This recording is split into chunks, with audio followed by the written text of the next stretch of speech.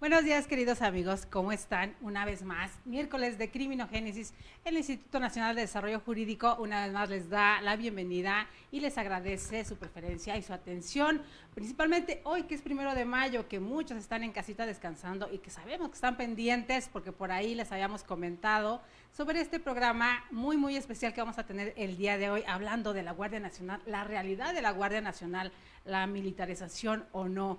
Lo hemos comentado y les habíamos prometido que el maestro Juan Ibarrola iba a estar hoy con nosotros y agradecemos infinitamente al doctor Alejandro Carlos Espinosa, que es quien de la mano está con Criminogénesis y nos trae este tema tan importante y al mismo tiempo también está presente hoy, lo cual es un doble placer, un doble honor que estén hoy con nosotros acá en INADEC. Les voy a referir un poquito sobre la semblanza del maestro Juan Ibarrola. Por aquí un poquitito, es un periodista dedicado a la información de Fuerzas Armadas en nuestro país, México y América Latina. Sin lugar a dudas, el conocimiento adquirido en más de 25 años sobre soldados y marinos hacen de este periodista uno de los que más conocen sobre este tema. El maestro Juan Ibarrola también está convencido de la importancia de que en México cuente con un ejército, una marina armada y una fuerza aérea como la que tiene este país. El estudio y análisis de este sector castrense llevan a este periodista a una reflexión cotidiana y permanente sobre cómo debe entender la sociedad a los militares. El catedrático de distintas extensiones universitarias de educación superior en México, catedrático y conferencista en el Centro de Estudios Superiores Navales, de la Escuela Superior de Guerra, del Colegio de Defensa Nacional, del Centro de Estudios del Ejército y de la Fuerza Aérea, experto en temas de seguridad nacional, por mencionar algunos. Entre sus logros destacan ser el primer mexicano en crear un seminario de relaciones civiles militares, mismo que ha creado un parteaguas en la forma de comprender la importancia de la relación entre la sociedad, soldados y marinos en la actualidad. El maestro Juan Ibarrola también es consultor senior en manejo de crisis de imagen y comunicación, colaborador de Grupo Milenio, entre muchos otros. Por ahí también, queridos amigos, quienes lo siguen y saben perfectamente quién es, saben que tiene una página referida a cadena de custodia que ahorita nos va a complementar, nos va a ampliar el panorama. Gracias por estar con nosotros. Al contrario, muchas gracias a ustedes, querido Alejandro, muchas gracias y buenos días a todo el auditorio. Pues, doctor Alejandro, la importancia de Criminogénesis que nos ha traído miércoles a miércoles, personalidades de este calibre tratando temas muy importantes sobre criminología y derecho penal. Hoy nos vamos con la Guardia Nacional. ¿Qué es la Guardia Nacional y por qué estamos sintiendo los mexicanos? De repente los medios también tenemos esa parte que nos toca, maestro, a veces sentimos un poquito el sesgo, que se va a militarizar o no se va a militarizar el país con la Guardia Nacional. ¿Quién? Muchas gracias. Gracias, Juan, por estar aquí. De verdad es un honor. No es la primera vez que nos haces el honor y nos has acompañado con tus conocimientos, con tu experiencia en la UNAM, en la Comisión Nacional de los Derechos Humanos, en el Centro Nacional de Derechos Humanos, en el Instituto Nacional, digamos, de Ciencias Penales. Pues bueno, Juan, quizá también faltó decir que Juan es un académico, ¿no? Hemos tenido la oportunidad de que colabore con nosotros en libros, no solo de la Universidad Nacional Autónoma de México y con las instituciones del Estado, sino que también ha tenido la oportunidad de participar en libros con la Comisión Nacional de Derechos Humanos, y te lo apreciamos mucho, Juan. Al contrario, por esa parte. Y bueno, en torno al comentario, pues yo creo que para abrir la mesa, ¿no?, y el análisis, pues primeramente hay que hablar un poco quizá de la naturaleza jurídica de esta institución. Y lo primero que yo referiría es que es una institución profesional de naturaleza civil, como lo refiere la Constitución Política de los Estados Unidos Mexicanos, que está conformada evidentemente por policía militar, por policía naval y por policía federal. Eso es lo que yo pensaría como una cuestión muy importante, y decir quizá adicionalmente que es una Guardia Nacional de nueva creación. Esto es, poco tiene que ver con la Guardia Nacional que estaba prevista en el texto de la Constitución, y es una nueva, pues es una nueva institución que emerge propiamente, yo lo diría así, en el contexto de la seguridad pública federal, y bueno, tan es así que lo regula es el artículo 21 de la Constitución Política de los Estados Unidos Mexicanos. Eso es lo que yo diría como para abrir mesa. Una Guardia Nacional, como se conoce la americana, muchas de países sudamericanos, europeos, es un cuerpo de reserva ciudadana. Esto es bien interesante decirlo. ¿Qué es lo que sucede con un cuerpo de reserva ciudadana? Hombres y mujeres, pero básicamente hombres, pertenecen a ese cuerpo de reserva, pueden ser profesionistas, pueden ser obreros, que saben que tienen que ir a cumplir en el momento en que haya una circunstancia de seguridad interior vulnerada. Por ejemplo,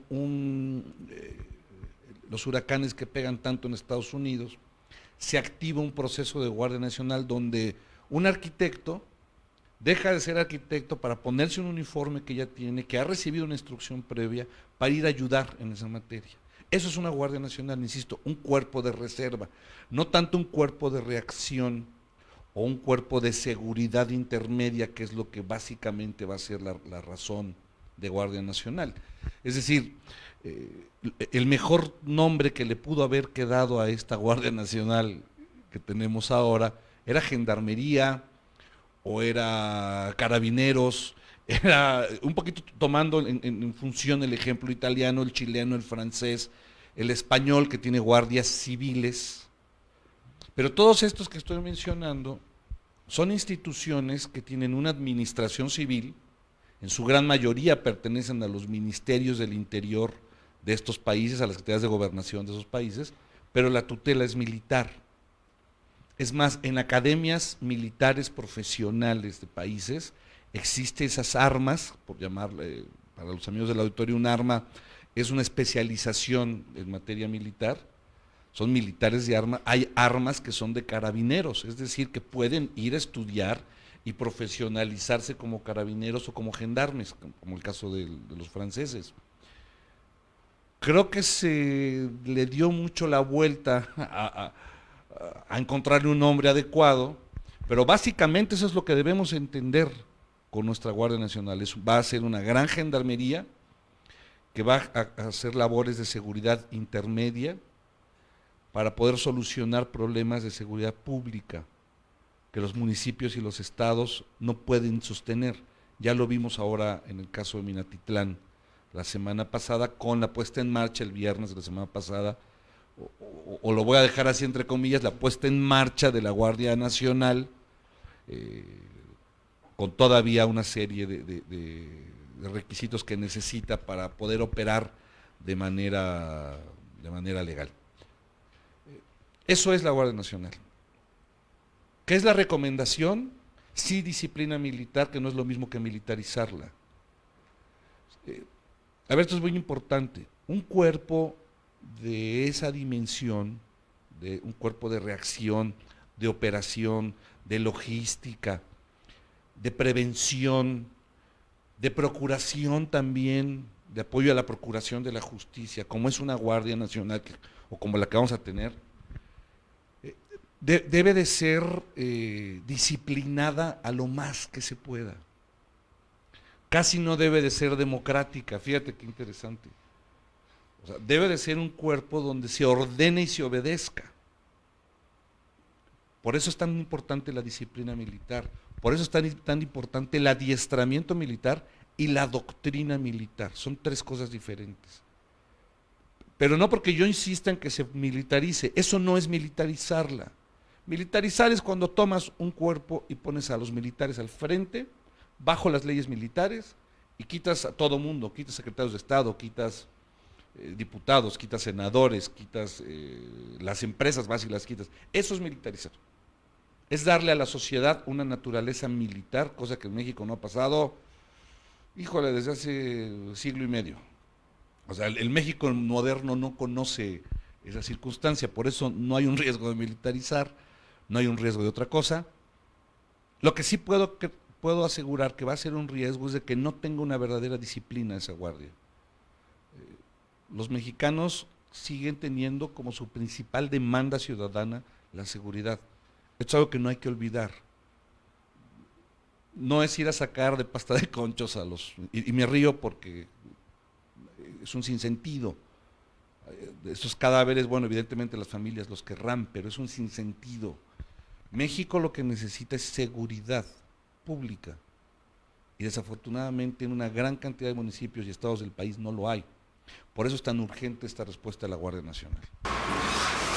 Doctor, ¿quiere contestar algo al respecto? No, me parece que el tema de la nominación del cuerpo, pues es como indistinto, o sea, finalmente puede tener un sentido, un alcance, una contextualización, pero lo importante es lo que quizá señala el texto de la Constitución, ¿no? Que es una institución con una naturaleza jurídica civil, ¿no? Y que está integrada por las Fuerzas Armadas de carácter profesional. Eso es muy importante, lo que dice Juan es muy importante.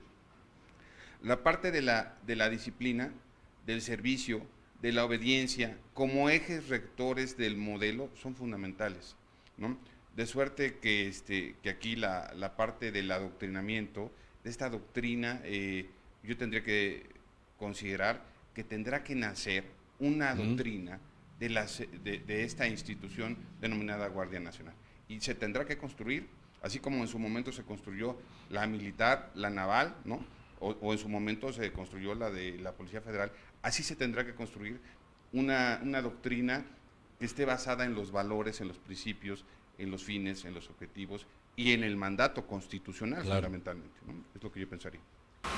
Lo que nos estaba refiriendo el maestro respecto a la verticalidad de las guardias, de las Fuerzas Armadas en nuestro país, lo comentábamos la semana pasada, por aquí también estuvo con nosotros el maestro Joaquín Bustamante. Claro. Joaquín Bustamante estuvo por aquí con nosotros. Buen amigo, Joaquín. Sí, por aquí de hecho le dejó sus saludos y los saludamos por ahí, maestro Joaquín, se está pendiente. Gracias, le agradecemos. Y comentaba eso al respecto, pero nos decía algo que me brincaba un poquito y tal vez a nuestros seguidores también, sobre que las Fuerzas Armadas estaban especializadas en protección civil y él le daba y explicaba las razones, ¿no? Entonces, que México nunca ha participado en un conflicto bélico desde la Segunda Guerra Mundial. Diciendo eso, lo único que estaban haciendo las Fuerzas Armadas en nuestro país, desde que se implementa el Plan DN, desde que se empieza con el 1, era protección civil y que eran los expertos en el tema. ¿Qué opinas de eso? Las Fuerzas Armadas tienen 3 obligaciones constitucionales. Evidentemente es proteger la soberanía nacional, esa es la primera. Es decir, cómo protegen el cielo, la tierra y el mar. Para hacer las palabras más sencillas, de una amenaza externa. Hoy en día, efectivamente, las amenazas externas no son ejércitos. Una amenaza externa puede ser una epidemia, que se pueda llegar vía un ganado y que te cunda, que haga una pandemia sobre una enfermedad, y eso está vulnerando la soberanía nacional, o sea, la seguridad nacional. Está considerado. Sí. Y las Fuerzas Armadas deben, insisto, sí saber cómo usar un arma, sí saber cómo usar los aviones de guerra que tenemos, porque tenemos buques de guerra, porque tenemos vehículos blindados. No tenemos tanques en México, la geografía del país no da para que haya tanques, no es necesario el uso de tanques, pero tenemos vehículos blindados. Y la geografía. Tenemos vehículos blindados muy poderosos, hechos en México, armamento suficiente. La Secretaría de Defensa Nacional produce un fusil, la gente lo sabe, está por producir una pistola, están por producir una gran ametralladora, un calibre 50, ya se va a producir en México. Entonces, vamos a poner palabras simples y llanas. Defender al país del extraño enemigo, sí, o sea, sí existe esa capacidad, por supuesto, porque es obligación del ejército, la marina y la fuerza aérea hacerlo.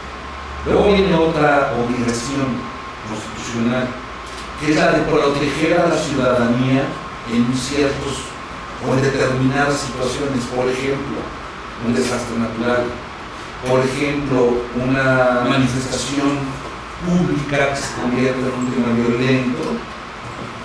Tiene la obligación y el derecho de las Fuerzas Armadas de proteger a la población. Ahí tenemos que meternos un poquito en el tema de derechos humanos, pero si quieres... Y ahorita, vamos a tocar el tema de derechos humanos, que va a ser muy, muy interesante, siendo especialista también el doctor Alejandro Carlos Espinoso en el tema. Pero antes que nada, tenemos mucha interacción y les agradecemos muchísimo a quienes están pendientes, porque sí hay interacción el día de hoy, y para que no se vayan las preguntas, porque se nos van a correr, voy a leerles un poquito. La doctora Ana Canseco, le mandamos nuestro cariño, felicitaciones a los invitados, gracias. Saludos al doctor Alejandro Carlos, Raúl García Santiago. Carmen Luna, ¿qué diferencia existe entre la Gendarmería Nacional creada el 22 de agosto de 2014 a la Guardia Nacional, aparte de su integración?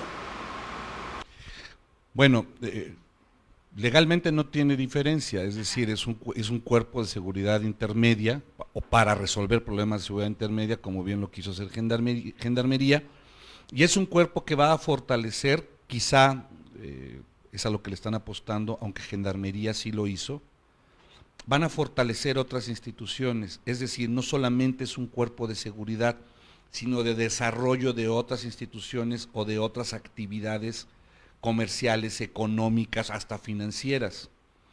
Pongo ejemplos de lugares donde empresas ya no podían tener una actividad comercial y gracias a la acción de la Gendarmería se pudo lograr.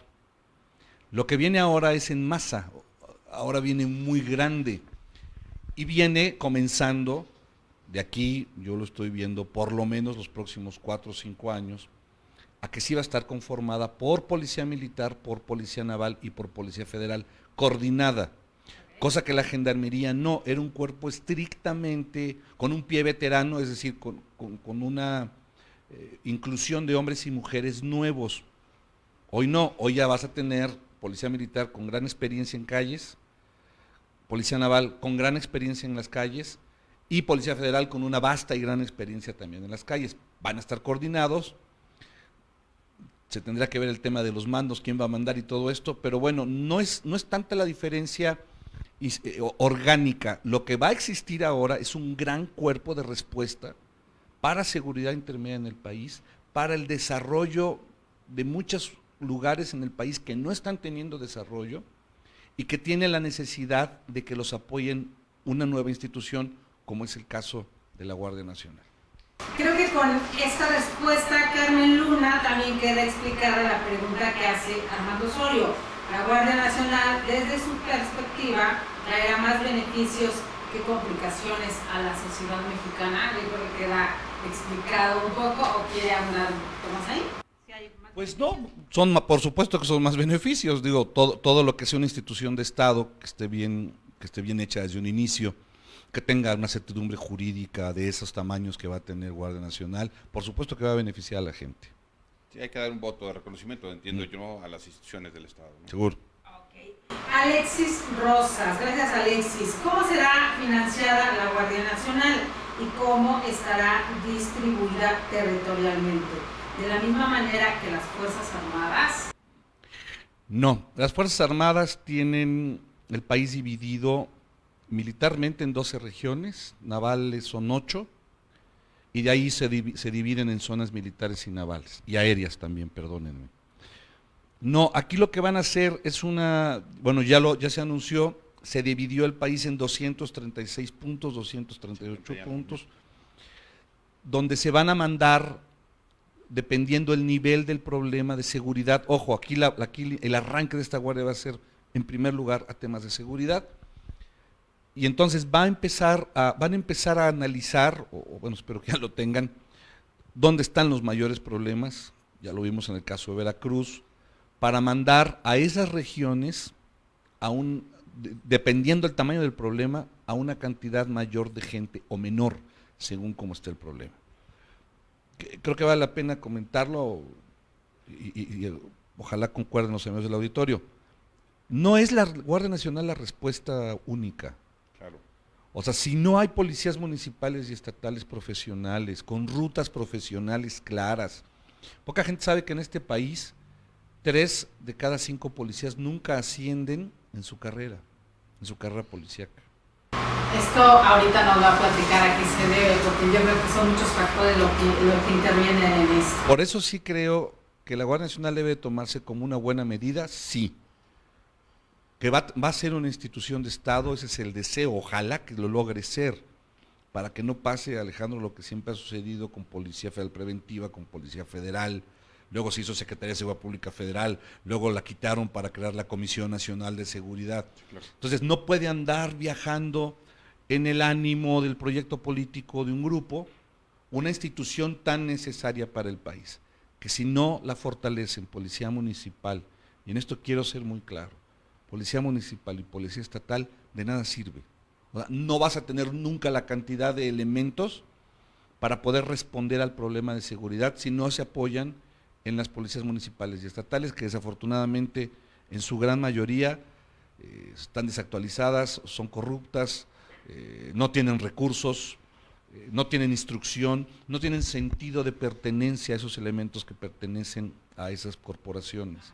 Lo contrario de lo que pasa en Sedena, que hay ese sentido de pertenencia y sentido de casi hermandad. Y del deber, un sentido del deber. Hermandad, permítame, porque por aquí sí, aquí está. Hay dos preguntas, creo que por aquí, que pudieran converger en el mismo punto.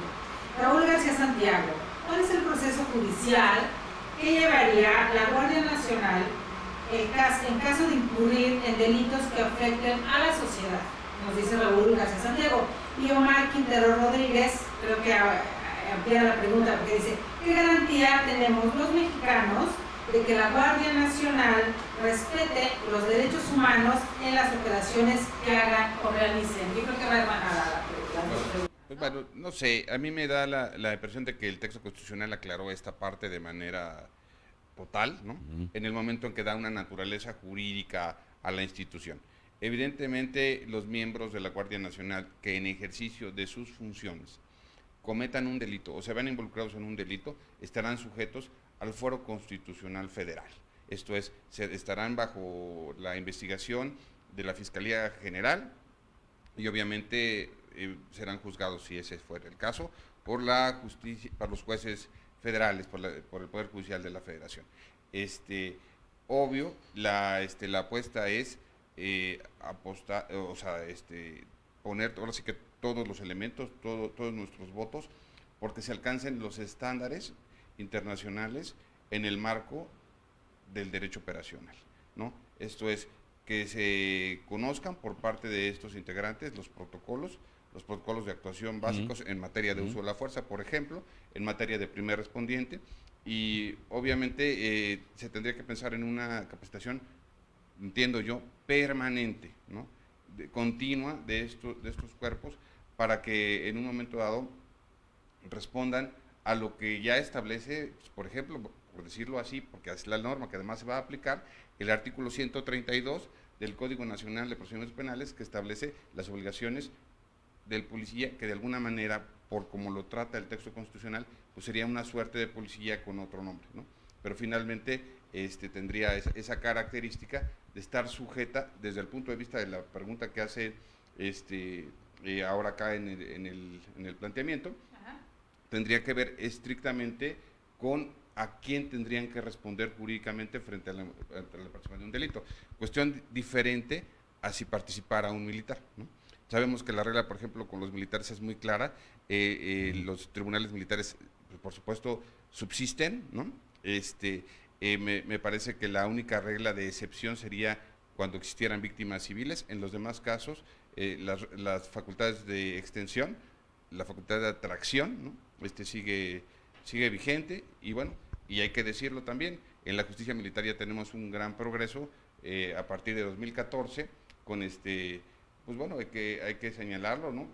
Con la reforma al artículo 57 del Código Civil Militar, donde se construyó en un primer momento el fuero de guerra, pero después el avance mayor también en 2014 tuvo que ver con la modificación al artículo 102 constitucional, en donde digamos que se presume la inocencia contra 80 años que se presumió la culpabilidad, y se empata con lo que ordena no solamente el texto constitucional en su artículo 20, sino también el Pacto de San José y el Tratado de los Derechos Civiles y Políticos y la jurisprudencia de la Corte Interamericana.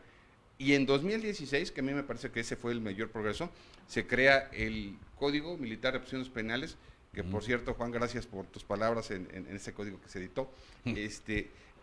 Yo quiero señalar que viene a homologar procedimientos, de suerte tal que nosotros los mexicanos debemos apostar a que los procedimientos penales sean conforme a estándares internacionales y conforme al texto constitucional.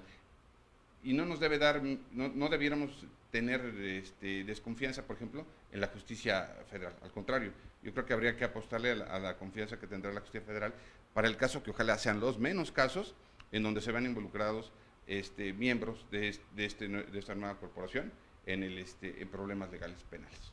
Yo creo que entender palabras coloquiales para el grueso de la población, ¿no? Porque a veces no todos entienden la terminología jurídica o la forma académica en que ustedes refieren. Quiere decir que los militares siguen regidos por su código militar y demás, pero al pasar a ser Guardia Nacional se rigen. A ver, creo que hay una cosa que habría que precisar y que Juan domina perfectamente. También podría abonar a lo que yo voy a decir. Existen dos instituciones, o sea, no está desapareciendo la institución Una u militar, otra, ¿no? Exacto, Digamos es lo que que quería están que haciendo quedara una nueva que va a fortalecer a las instituciones del Estado o que se pretende fortalezca a las instituciones del Estado. Pero adelante, Juan. Pero no regidas por la reglamento. No, aquí militar, lo que importante, no entendemos de aquí la- vamos a ponerlo en un ejemplo muy sencillo. Aquí lo importante es, estos guardias nacionales van a ser civiles, un estatus laboral civil, sí. Está conformada hoy, o va a comenzar sus operaciones la Guardia Nacional, con un contingente de policía militar, con un contingente de policía naval, que son militares, sí, hasta que se defina qué situación laboral van a tener, qué estatus laboral se les va a dar. Si estas personas, estos elementos de policía militar y policía naval, van a querer volverse civiles, volverse guardias nacionales, y entonces a partir, más que entrecomillado, es real, porque entonces tendrían que pedir una licencia al ejército, tendrían que buscar a lo mejor en algunos casos hasta el retiro, o sea que llegue la parte del retiro, para poderse dedicar a esta actividad. Yo lo que creo es que van a ser una gran cantidad de licencias o van a ser una gran cantidad de comisiones, es decir, van a comisionarlos dentro de la Guardia Nacional. Lo que ya había pasado en secciones anteriores. Lo que ya había pasado en sexenios anteriores y que muchos se quedaron porque para algunos sí es atractivo convertirse en policías federales o en guardias nacionales.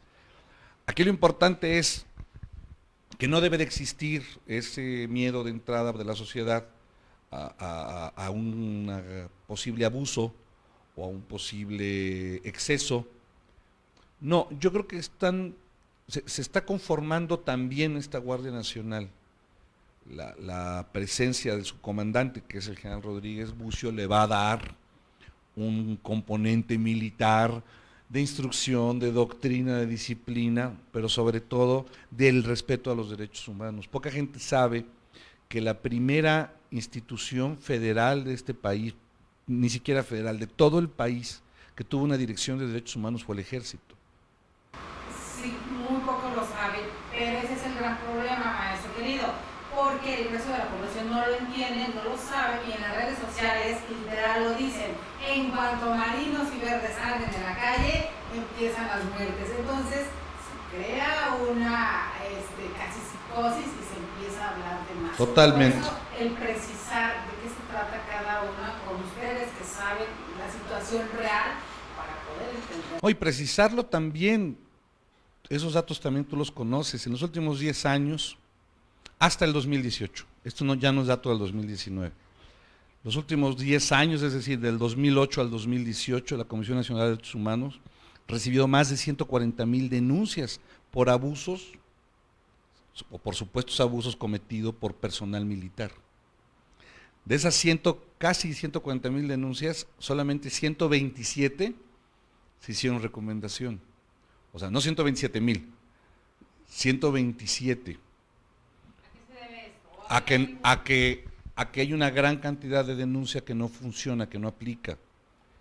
Que hay una gran cantidad de actores criminales que buscan cómo ir y generar o elevar ese tipo de denuncias. Yo lo resumiría en una expresión, si me lo permites. Por favor. Si me lo permites, Delia.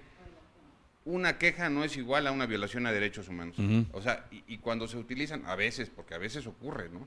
Las quejas como un sistema, como un mecanismo de defensa casi en automático, ¿no? Para desacreditar las tareas de la actividad, pues esto es común, esto es recurrente. La prueba está, pues, que si todas esas quejas que mencionan en un número elevadísimo hubiesen sido reales y hubiesen podido ser acreditadas por la por la institución, pues entonces estaríamos en la debacle, y eso sería gravísimo para el país. Creo que sí hay casos, por supuesto, porque están documentados, ¿no? O sea, no los podemos y se soslayar, castigan. y se castigan. Entonces, sería el emblemático caso de la observadora de Pacheco, que viene incluso a cambiar ciertas normas acá. Bueno, quizá yo le daría una característica que para mí es la más importante, aunque hay quien difiere y esto se vale, es el derecho a disentir, se vale pensar diferente. Yo creo que la primera, digamos, contribución que tiene el caso es que fue la primera ocasión que un tribunal supranacional le ordena al Estado mexicano modificar su normatividad secundaria para ponerla conforme a estándares internacionales. Esto no se había, no había ocurrido jamás.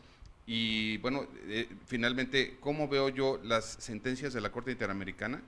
Por ejemplo, en este caso concreto, o la última del caso Atenco, o la de Inés, o la de Valentina, o la de Campesinos Ecologistas, la que sea, como una oportunidad de mejora para el Estado. O sea, el Estado tiene la oportunidad de reflexionar, de replantearse, no solamente desde el punto de vista del caso concreto, sino del diseño institucional y del diseño normativo. Esto es, tanto las instituciones en su diseño como las normas deben de estar conforme a estándares internacionales. Eso creo yo que sea la oportunidad. El buen avance.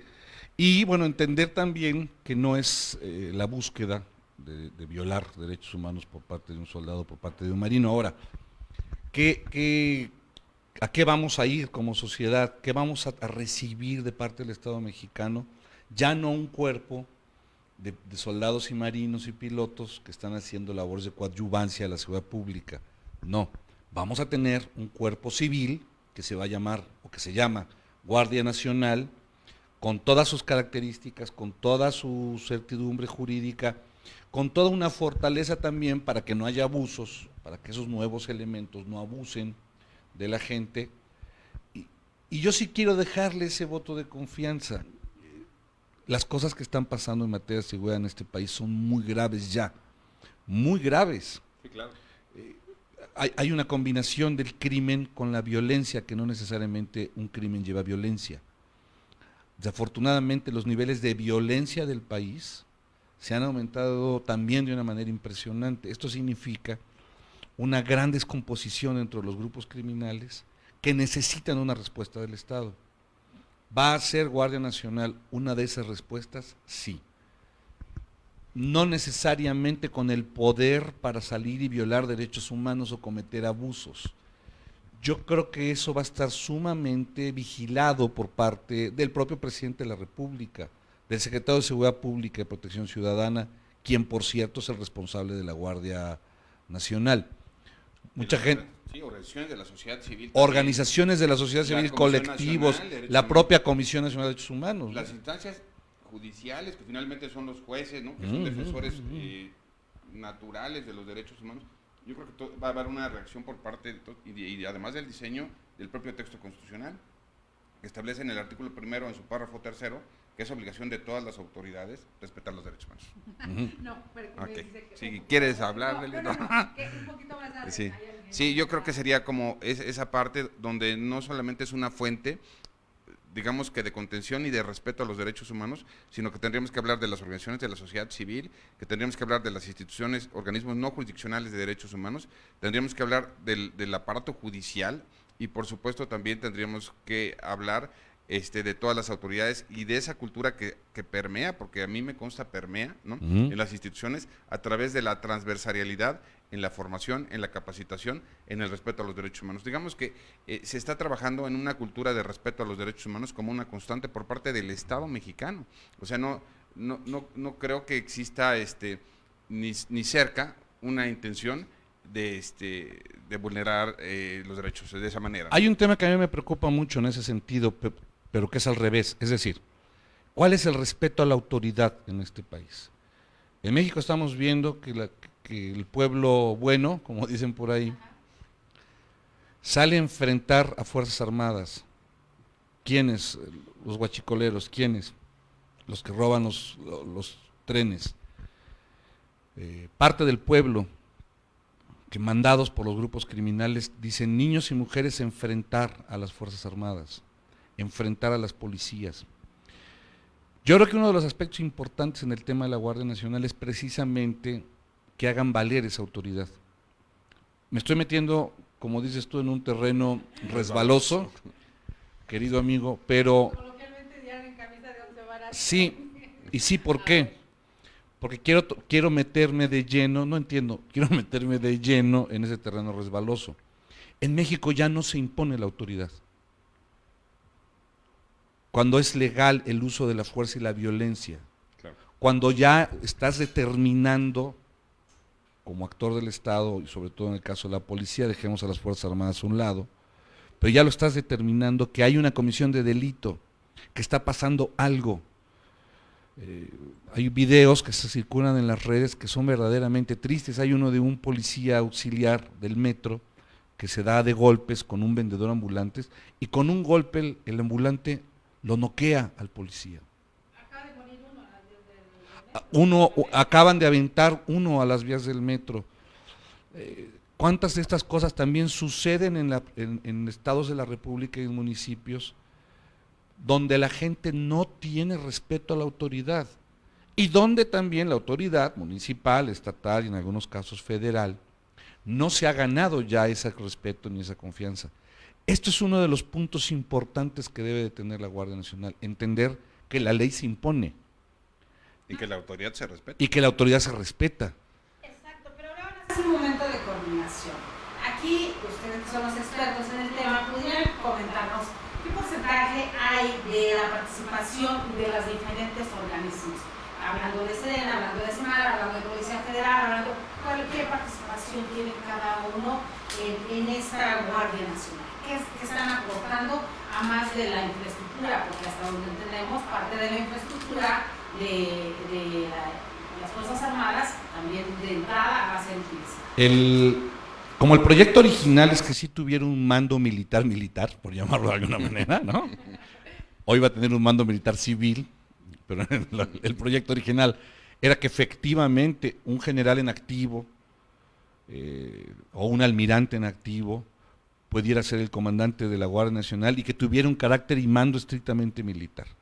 Como así se diseñó, y creo que hay una razón que vale la pena mencionarla, no existe una institución en el país, lo digo desafortunadamente, que tenga la capacidad de reclutar, adiestrar, adoctrinar, apertrechar, encuartelar a un primer contingente de Guardia Nacional que no sea el Ejército o que no sea la Marina.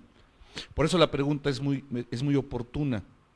¿Qué van a dar? ¿Qué van a dar? En primer lugar, están dando policía militar, en un gran número está conformada la Guardia Nacional por policía militar hoy. Viene también una parte de policía naval, la parte de policía federal, que es muy importante. Sin embargo, cuando se comience a dar el reclutamiento, ahora sí de veras, porque todavía no se ha reclutado, o sea, quien va a hacer ese reclutamiento es el Ejército y la Marina. Esto poca gente lo sabe. ¿Por qué? Porque son las instituciones que tienen la capacidad para hacerlo.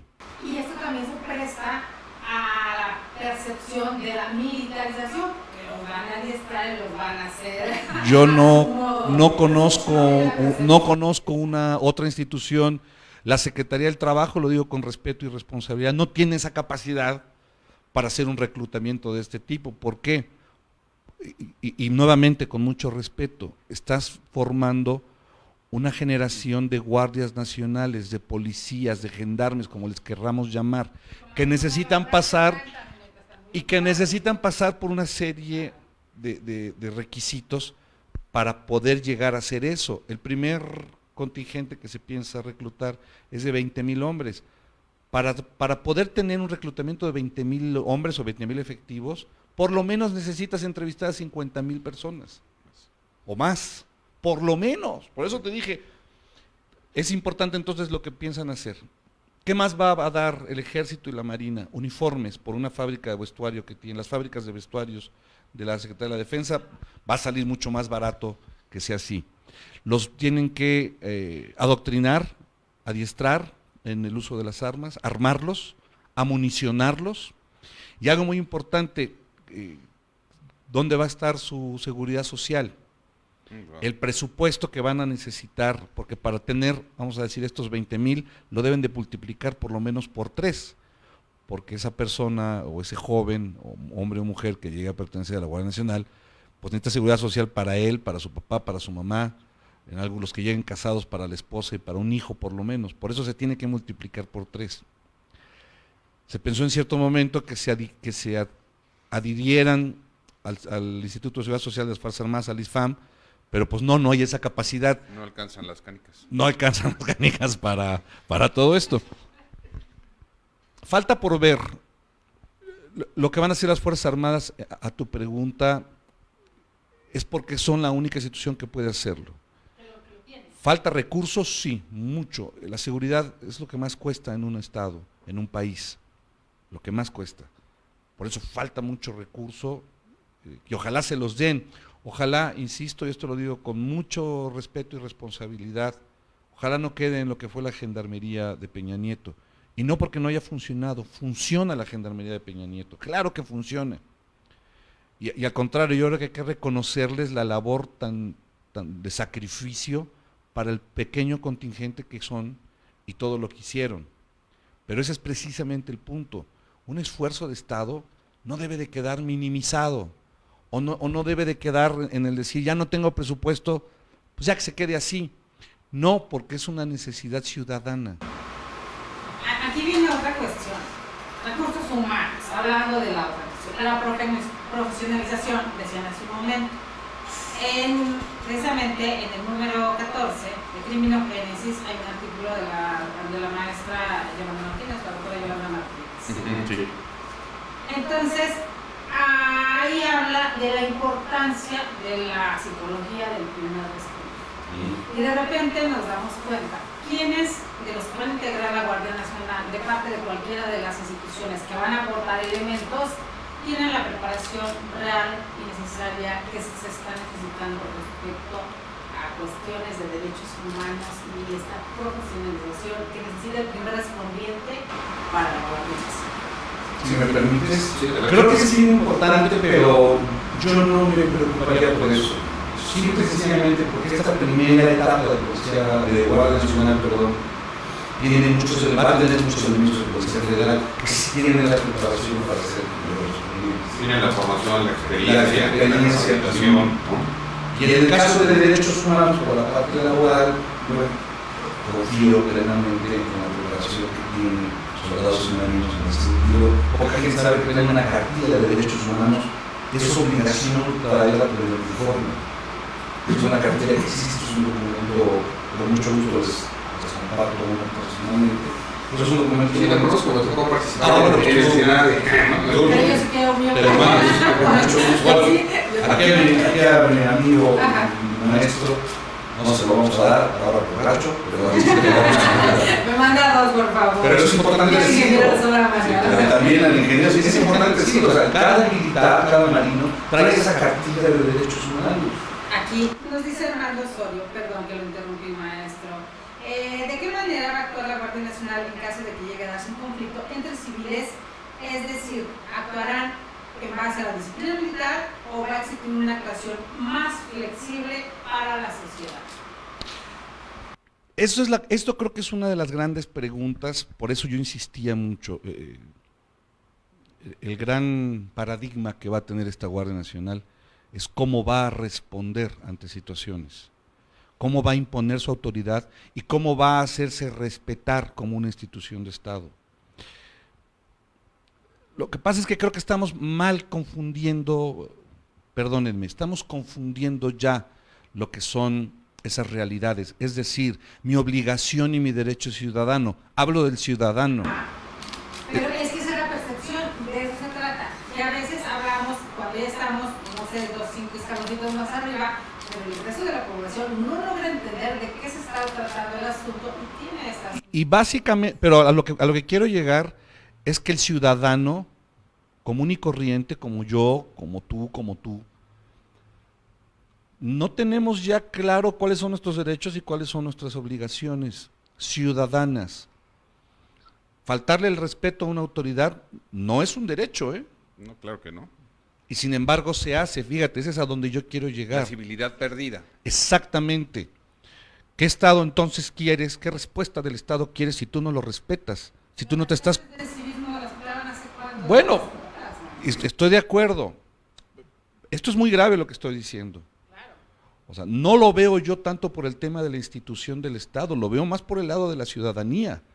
Una ciudadanía que ya no le importa violar leyes. O sea, la cultura de la legalidad en crisis, pues, ¿no? Mencionaba hace rato los casos que se vemos en redes sociales donde policías, ya sean municipales, estatales o de seguridad pública que tienen en la ciudad, son vituperiados, son vejados por la sociedad. Pero hasta donde también la parte que la profesionalización de cada uno de las instituciones les inserta. A ver, es que hay un problema que yo sí quisiera precisar porque es una obligación constitucional y perdón por estar refiriendo constantemente al texto constitucional. No. Pero es nuestro marco de rector, ahí nos ¿no? O sea, basamos. Sí, o sea, no podemos hablar de algo distinto a lo que establece el texto de la Constitución. Pensaría yo en un Estado constitucional de derecho, ¿no? El tema es que las obligaciones o los estándares de conocimiento son iguales para todos los que realizan esta función y no importa que sean municipales y no importa que sean estatales y no importa que sean federales o no importa que pertenezcan a la institución que sea, que tengan la función de agente del Estado en tareas de investigación y persecución de delitos, por ejemplo, ¿no? En este sentido, yo sí lo diré abiertamente, ¿no? Policías, hay de varios, ¿no? Sí, claro. O sea, y el nivel de exigencia, pues, de ese tamaño es el reto que tiene el Estado. Juan lo decía y lo decía con mucha presión hace un momento. También debemos trabajar en la coordinación, pero sobre todo en el sistema de desarrollo policial para los estados y para los municipios. Esto es, yo necesito tener policías de alto nivel, tanto en el municipio como en el estado, Claro, como en la federación o como a la luz de esta Guardia Nacional, y evidentemente de coordinación con otras áreas de la seguridad. A mí no me parece algo nuevo esta idea, como ya también se había mencionado acá, que participe en los militares en muchas actividades. La función social de los militares ha estado presente siempre. Hace un momento tú misma, Delia, traías a cuenta el plan DN13, esto es la reacción del Estado para los casos de desastre. Es increíble pensar que otra autoridad pudiera tener esa capacidad. Vamos a poner qué instancia del Estado tiene la capacidad, por ejemplo, de montar una cocina en 24 horas que dé servicio a 5,000 personas con comida caliente en el desayuno, la comida y la cena, ¿no? Frente a un caso, etc. Entonces, yo creo que esta parte de vinculación, de presencia de los militares ha estado siempre. Simplemente que la máxima cambió. Antes la máxima decía, Fuerzas Armadas, siempre cerca, siempre lejos, ¿no? Ahora simplemente, pues se da cara. Es lo que yo vería. Aquí sería como, para que nos entienda nuestro público, homologar protocolos de actuación, porque a veces pensamos que actúan de diferente manera, Seguridad Pública, Policía Federal, SEMAR y Sedena. Lo que pasa es que lo que debemos entender es de que la presencia de las Fuerzas Armadas en las calles los últimos 20 años, alguien dice que 10, 12, no, los últimos 20 años, Sí, claro, si no más. o más, han sido en coadyuvancia a las autoridades civiles. Ojo, esto es importante, coadyuvancia. ¿Cuántas veces hemos discutido o discutimos la certidumbre jurídica de un militar en la calle para acciones de seguridad pública? Entonces, esto es importante, es coadyuvancia nada más. Lo que viene a ser Guardia Nacional es otra cosa. Ya va a ser un primer respondiente, ya va a tener una nueva naturaleza jurídica, pero no van a ser militares. Pero aquí también hay otra cuestión, maestro, que esta coadyuvancia se da cuando ya tienen derramado el vaso, cuando ya el Estado, el gobernador solicita, cuando ya no puede hacer nada. O sea, no hay prevención. Eso va a seguir. Quieren que vayan a corregir, que eso es lo que sucedió en estos pasados 20 años. Y eso desafortunadamente, si no se corrige desde el origen, va a seguir sucediendo. Y voy a vaticinar algo, ya creo que estamos en los momentos finales. Aquí tenemos el tiempo, no lo tenemos contado, así que... Voy a vaticinar algo grave. Donde no haya esa fortaleza municipal y estatal, vamos a tener a la Guardia Nacional haciendo labores de rescate, pero también vamos a seguir teniendo a las Fuerzas Armadas coadyuvando a una Guardia Nacional, porque no van a darse abasto. El problema que tiene este país de seguridad, con esto yo concluyo, es muy grande, es muy grave y es de una dimensión tal que necesita la voluntad y el ejercicio de todos los actores del Estado mexicano y de los 3 niveles de gobierno, porque si no, no va a haber. A ver, si quieren, hacemos respuestas un poquito más cortitas para poder contestar, porque muchos están preguntando. Ilcha Adrián Sosa Quiñones, infiero que no solo harán labores de inteligencia e investigación, sino que realizarán redadas, arrestos y operativos, pero en este rubro tienen la indicación de aplicar fuerza letal contra quienes se opongan a la fuerza armada. No, a ver, hay que dejarlo claro. Redadas, racias, eso lo hacen las policías municipales y estatales, los hacen los grupos, los cuerpos de reacción inmediata. Prohibidas, Y además, bueno, y están prohibidas. La presunción de inocencia existe, ¿no? No. Van a hacer labores de investigación, sí va a haber labor de inteligencia, sí, no puede existir un cuerpo de estas dimensiones si no tiene un área de inteligencia que lo soporte, pero no, va a haber un manual del uso de la fuerza. Quiero pensar que van a copiar exactamente el mismo que tienen las Fuerzas Armadas para poderlo hacer. Viene en las leyes secundarias también, o sea, no puedes hacer uso letal de la fuerza a menos de que un individuo esté teniendo una agresión hacia el elemento que tenga que ver con una letalidad, es decir, si me dispara con un arma de fuego un criminal, pues yo no puedo sacar mi tolete y darle de toletazos, saco el arma y le tiro. Y el Chadrián, contestar a tu pregunta, Enrique Reyes, ¿quién se encargará de la capacitación de la Guardia Nacional en materia de su actividad en los juicios orales? Buena pregunta. Bueno, yo entiendo que ya está iniciándose esa capacitación y evidentemente lo hará quien tiene la experiencia, como aquí se dijo, que es Policía Federal y probablemente también Fiscalía General, que son digamos que el binomio para con la experiencia y con los docentes calificados, certificados, que podrán hacer esta capacitación en el plano nacional, entendería yo. Tomando en consideración que usted es catedrático de posición de Derecho Militar acá en la UNAM, todavía un doctor querido, y entonces pues tiene conocimiento del tema. Está contestada, queridos amigos. La Atsin Ameyali Correa Bernal se dice que será instruida en cuanto a derechos humanos, pero se está incluyendo a las Fuerzas Armadas cuya instrucción es en armas especializadas y por ende alejada de la Policía Federal, sin dejar de lado las múltiples violaciones de derechos humanos en México hoy y siempre. Entonces, ¿cuál es el límite que tendrán y la seguridad que tenemos como ciudadanos? El armamento es el mismo. A ver, hay un pacto que se dio con el presidente Calderón para el tipo de calibre que pueden utilizar ciertas policías. Hay policías municipales que traen calibres grandes, policías estatales que traen calibres grandes, y bueno, en este caso una institución federal lo puede tener. Yo lo digo con respeto, no se han podido determinar que las Fuerzas Armadas son violadores sistemáticas de derechos humanos. Claro que ha habido abusos, se han castigado. Ya dio las cifras aproximadas. Pongo otro ejemplo, cuando lo persigue la justicia militar, poca gente lo sabe, del 100% de los casos que llegan a la justicia militar, el 98% se resuelven, solamente el 2% queda impune. Esto es un buen dato, es decir, sí es muy castigable una mala acción de un militar. Creo que nos hemos quedado en una idea ya equivocada, ya no real. Cuando como ciudadanos al principio de la actuación militar en las calles nos enterábamos de un abuso, claro que era impactante. Todo eso se ha corregido. Es decir, se les persigue mucho ahora. Que se quede tranquila la gente, no van a ser los militares quienes integren la Guardia Nacional. Esto es importante. Aquí contesta la pregunta de Erika Rivera, porque dice, ¿cómo se garantiza el carácter civil de la Guardia Nacional?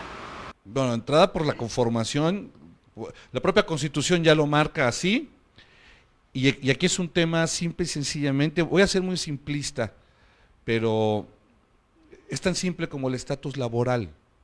Si un militar, por ejemplo, el caso del comandante de la Guardia Nacional, él llega a su retiro en agosto, lo cual lo deja en un estatus militar de situación de retiro, pero él tiene todo el derecho como ciudadano a trabajar donde le venga en gana y donde lo quieran contratar, como civil. Esto es importante.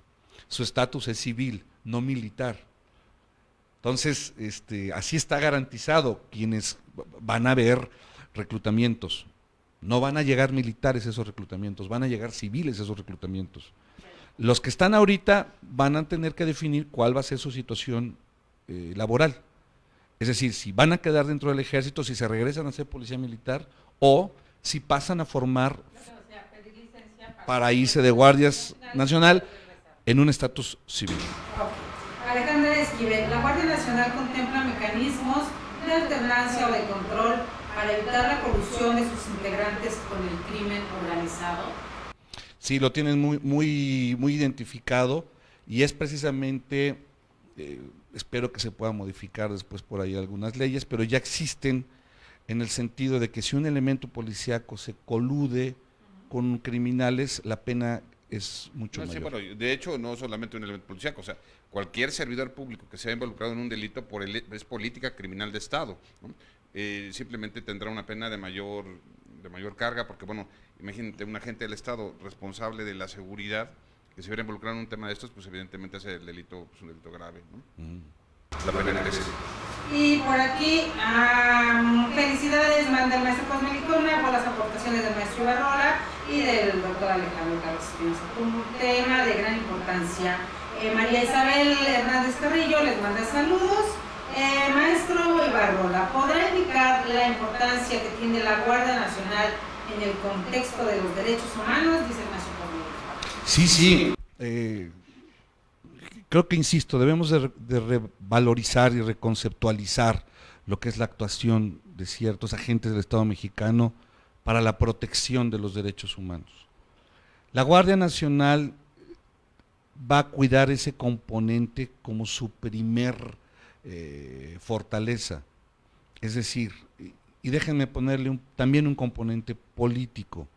La Guardia Nacional es un proyecto del presidente López Obrador, donde lo que menos se va a permitir es de que existan violaciones a los derechos humanos. ¿Tiene mucho que ver la cabeza? Por supuesto que sí, por supuesto que sí. Insisto que va a ser una institución de Estado, sí, pero una institución que no nace con una intención de violar, más bien nace con una intención de imponer la ley, de ir a recuperar espacios que hoy se tienen perdidos y que desafortunadamente están en manos de delincuentes, en manos de mexicanos, de malos mexicanos, vamos a llamarlos así. ¿Incluso podría hacer de reparar un poco el daño que se percibe? Sí, por supuesto.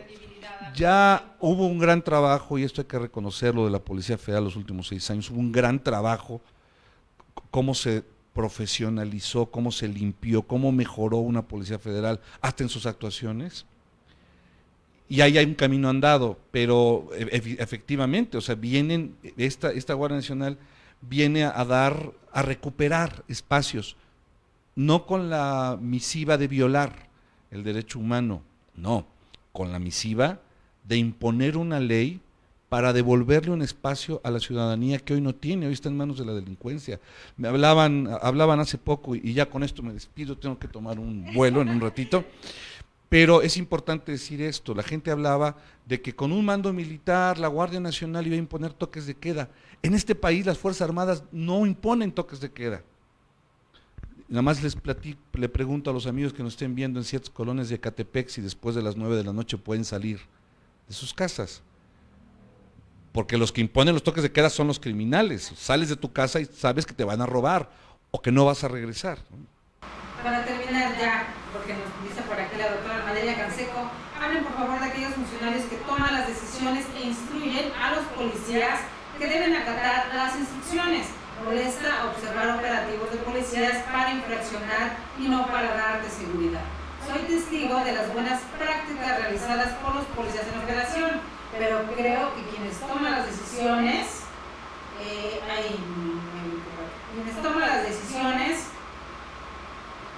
y dirigen deben hacer las consideraciones pertinentes. La ciudadanía está cansada y lo peor, la falta de respeto a la autoridad va creciendo. Entonces, si quiere con esto dar el cierre final, por favor, y ya terminamos sabemos que tiene prisa. Y muchas gracias, de verdad, Alejandro, muchas gracias, Delia, y gracias al auditorio, pero sí tenemos que tomar un vuelo. A ver, Guardia Nacional va a ser una institución profesional. Guardia Nacional no va a ser una institución improvisada. Esto es muy importante decírselo a la gente. La Guardia Nacional va a estar formada ahorita con un personal, ya lo hemos dicho, de Policía Militar, Policía Naval y Policía Federal, que tienen toda la experiencia para generar esa respuesta de seguridad intermedia que necesita el país. Desafortunadamente, lo que menciona la doctora es real.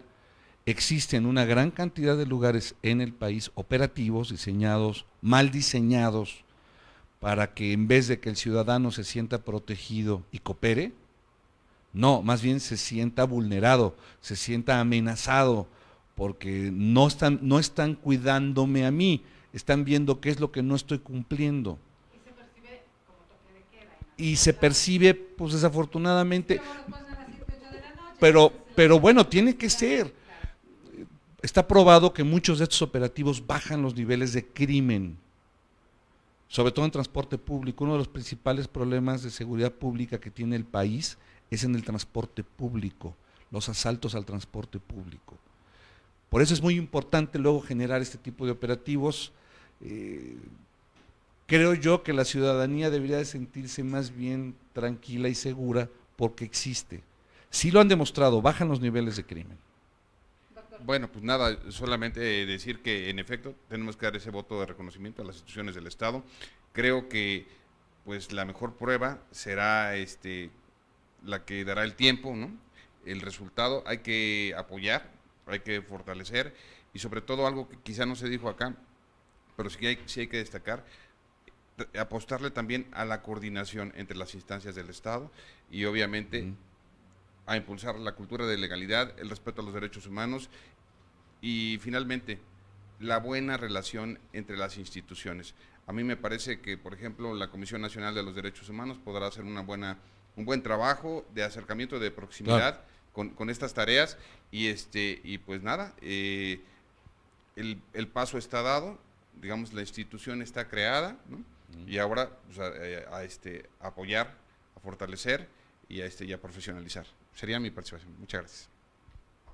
Pues muchas gracias, gracias por asistir, gracias por estar con nosotros, gracias por todo el conocimiento y la tarea que nos dejan, que vaya que fue amplia, gracias a todos los que estuvieron la participación. Les ofrecemos disculpas a quien ya no pudimos contestarle sus preguntas, créanme que se las haremos llegar para que se las contesten por escrito. Por ahí el doctor siempre está pendiente de los programas de Criminogénesis, yo creo que va a interactuar con ustedes quienes nos dejaron sus preguntas. Agradecemos infinitamente que nos hayan acompañado y agradecemos los miércoles de Criminogénesis, www.criminogénesis.com, la revista, y por aquí, hablando precisamente de eso, el doctor Alejandro Carlos Espinosa nos había traído Código Militar de Procedimientos Penales anotado, de editorial Criminogénesis. Búsquenlo, queridos amigos, vale la pena. Queremos adentrarnos en lo que pasa, lo que es la Guardia Civil. Como decía el maestro Ibarrola, demos el beneficio de la duda y vemos cómo va a ir funcionando. Por supuesto que sí, el país lo merece y nosotros lo merecemos también. Los esperamos el día de mañana una vez más. Recuerden que mañana tenemos Ciencia y Tecnología. Por aquí les agradecemos su presencia. Soy Delia Linares Alvarado y a nombre del equipo del Instituto Nacional de Desarrollo Jurídico les damos las gracias. Hasta mañana. Muchas gracias, maestro. Gracias. Gracias.